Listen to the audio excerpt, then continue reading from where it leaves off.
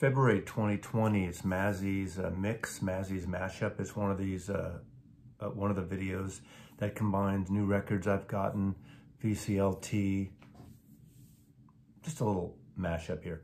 First of all, I do want to start out with Analog Africa. There are a couple of pre-releases out there, but one that I just was notified by last night is the first volume of this. This is a fantastic record. I don't have volume 1. This is Afrobeat Airways 2, the return flight to Ghana 1974 to 1983. The first volume, obviously it's not called volume 1 because they didn't know they were going to make volume 2, just has a repress and will be shipped early March at some point. I just pre-ordered it because I'm really into all these Analog Africa series, and this is a really great soul funk Africana record. Just a great comp of music. And the first volume I originally missed, and it's been out of print. They're all double records too, about 25 pounds, which comes to about 30 something dollars. So it's not a cheap endeavor, but for 50 bucks shipped, these Analog Africa records are stupendous. So that's just a little tip if you're into that, this type of music. I highly recommend it, and I'm looking forward to volume 1. So that's that. I just got this Kraft Records collection 10-inch box set of Charlie Parker's Mercury Clef, the 10-inch LP collection. And I'm a huge bebop and Charlie Parker fan, Dizzy Gillespie fan. Charlie celebrated his 100th birthday. Well, he didn't celebrate it, we're celebrating it just in 2020. And this contains 5 10-inch records. I know this music really well because I've had it, most of it on CD, and some of it from 1970s reissue on the Verve reissues that are electronically processed for stereo. So these are mono Kraft records, really great sounding. Beautiful cover art by David Stone Martin, who did these covers. Look at these beautiful covers. Bird and Diz. Bird is a nickname for Charlie Parker and Dizzy Gillespie. South of the Border. With Strings, and With Strings, 2 volumes. And just Charlie Parker. If you're new to jazz, this is a fantastic music. But if you're new to jazz and all you've been buying are those friggin' Tone Poets and audiophile records, these aren't that. These are recorded from 1950 to about 54.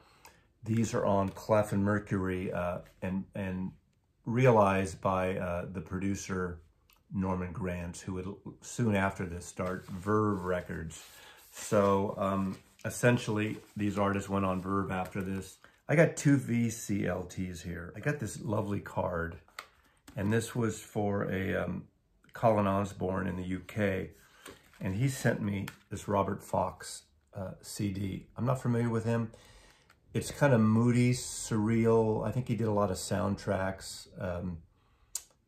It's ethereal, it's light, and it's pretty interesting. Has some 80s flourishes, little tinklings of that 80s sound a little bit, even though this is only from, I guess, 2019. So he sent it to me, and I thank you for that. And he sent me Simon Callow, the British actor, reading A Christmas Carol, which I played over the holidays in my car, which is kind of fun. So also, I got something interesting. A guy who goes by the name of Vinyl Lover 67, and it's Andrew Mineroff. I have a lovely note here, and he sent me this, and I originally had no idea who this was. I opened this up like, what the fuck is this? Of course, now I forget her name, not Will and Grace, but one of those comedians. They're both comedians, aren't they? Actor comedians. And she's married to what's his name from The Office and or Parks and Recs. And I'm really good with names on records, but lately some TV shows and actors. But Nancy and Beth. Nancy and Beth. Now, did you send me this for the music or for the cover art? But really, thank yous. And I'm sorry it's taken so long, but I really haven't done one of these videos in a while. And I really appreciate this. So thank you for your generosity. Okay. Now just records that I picked up, some new releases, some not so new. Mr. Shelf Stacker is a fairly new vinyl community member. He's only done a couple of videos. He's another bald guy, but this is a bald guy from the UK, and he has some really interesting taste. And I love when someone shows me something that really intrigues that I have to just push the buy button. And he showed this on his first video. I think he did the maybe he did the 2021 vinyl tag, but Mr. Shelf Stacker, I'll put a link below to his channel. He's only done a couple of videos, so subscribe to him. What intrigued me about this is the Pretty Things. I'm a huge Pretty Things fan. I don't have a lot on vinyl, but I have that huge box set they did, the really amazing box set of their entire career. This is sort of the lost album. This was done after SF Sorrow, and just before they went into the 70s glam period. And what they did is they got hired by Philippe Debarge, this rich French playboy, to back them up. So, sort of a vanity project that he put together. And the Pretty Things are the backup band. So it's French pop, little psychedelic, but more pop with the Pretty Things behind it. If you know their music, so you can imagine what this sounds like. But it's a really kind of a cool record. This is a reissue from the last couple of years, I believe, 2017. And I tracked it down. It reminded me conceptually, not sound-wise. If you've ever heard Lord Sutch's record, Screaming Lord Sutch, the rich, quote, lord who had people like, was it Jeff Beck and Jimmy Page and all these British UK artists from the 60s back him up. And I have those two records. This sounds nothing like that. This is actually surprisingly a really good record if you like French pop and you like the Pretty Things. And it's got pretty nice extensive sleeve notes on the inner sleeve. So it's a fairly inexpensive record if you can track it down. It's called Rock Saint-Trope, obviously as in Saint-Tropez. So Rock Saint-Trope, Philippe Debarge, and the Pretty Things. So thank you, Mr. Shelf Stacker, for turning me on to this kind of wonderful record. Really enjoyed this. Sticking with the whole Yee Girl movement, which kind of overlaps into that period. This is the debut album by Jane Birkin. Jane Birkin, of course, was British actress, model, who can be seen in the movie Blow Up and many other movies. Jane Birkin and Serge Gainsbourg. Now, this is her debut album. Lovely cover, lovely artwork. And I'll say one thing. She doesn't have the greatest voice in the world, and I know her work. But the package in terms of the music, and this is really interesting.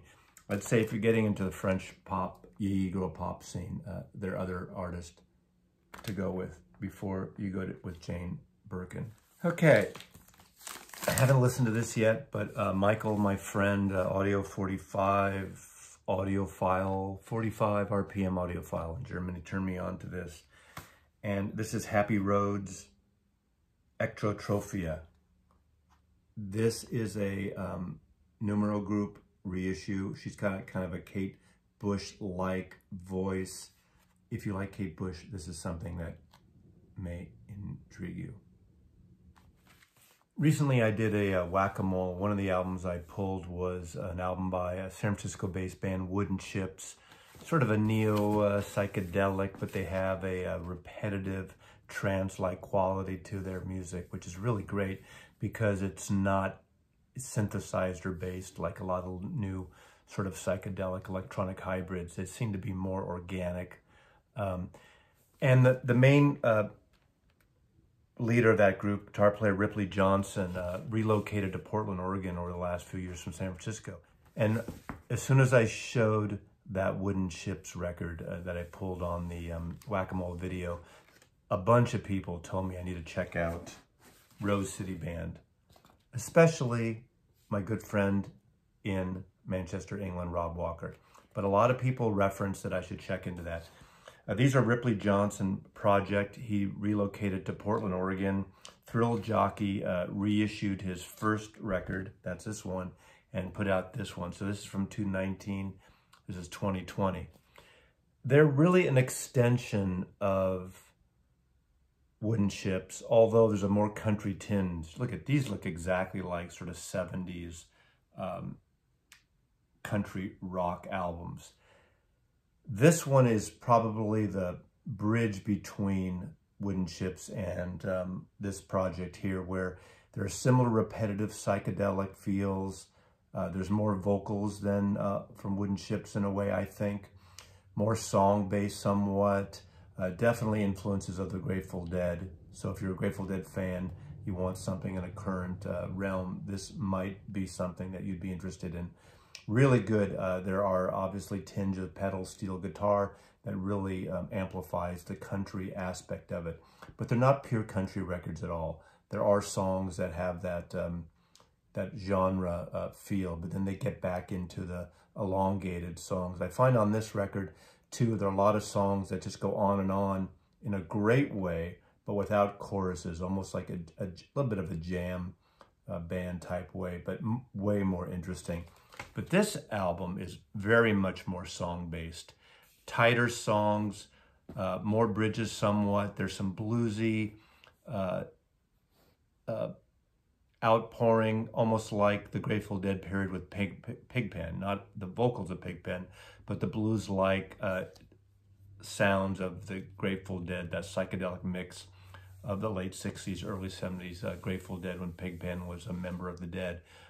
This is a really great record. Again, this is probably the more commercial a little bit, but it's really well done. So Rose City Band, Summer Long on Thrill Jockey Records. Highly recommended. I bought both these through their Bandcamp pages. Just a record that I've been waiting for, got delayed, a reissue. I've always had this on CD, but never on vinyl. This is the double recent issue of XTC Non-Such, it's called. A lot of people don't think this is one of their great records, but I think it's a fabulous record. The Battle of Peter Pumpkinhead is a great single that got a lot of airplay at the time. This is originally from, I think, 1992, I believe. Non-Such by XTC. One of my favorite artists of the last 25 years has been Beck. And Beck really, as you all know, merges around from folk country to hip hop to moody ambient records to straight out dance records and funk. One of my wish list records to come back on vinyl, because it was very limited when it first came out, is Midnight Vultures, a Beck record that I consider like one of the best Prince records, the best Prince record Prince never made. I just got Beck Hyperspace 2020. Now, there are people now who are Beck fans who haven't been into his last couple of sort of dancey records. This is a remixed version of the record that came out in 2019, Hyperspace, remixed versions plus 2 extra songs. This is a collaboration based on a project Beck did in 2020 with the NASA and JPL, Jet Propulsion Lab, of mixing images from space with music. And he did the remix project, and this is an album version that came out with a holographic cover. I like this kind of stuff. I like his dance thing. Obviously, if you're not into the dance aspect and of the collaborations with Beck and Farrell, you might not be into this, but I think this is really interesting. I'll pretty much get anything by Beck because I think he's an artist that really kind of swings into all these different areas, and he usually does them really well. This is the booklet that comes with it, with the images from space. It's an elaborate art book of spatial images and lyrics. Hyperspace. And of course, you know, audiophile jazz shit.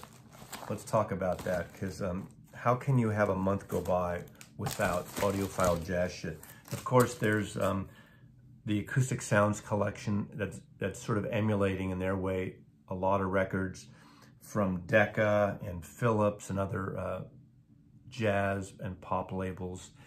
And they're doing versions very much like the Tone Poets. Really great, soothing kind of cocktail album by Peggy Lee. and this is Black Coffee with Peggy Lee. This originally came out in 1956. To find a good, clean copy of this is nearly impossible. So,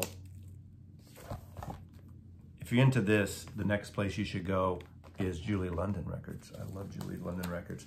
And Julie London was very influenced by Peggy Lee. The Sarah Vaughan is also acoustic sound, great jazz vocalist, amazing record.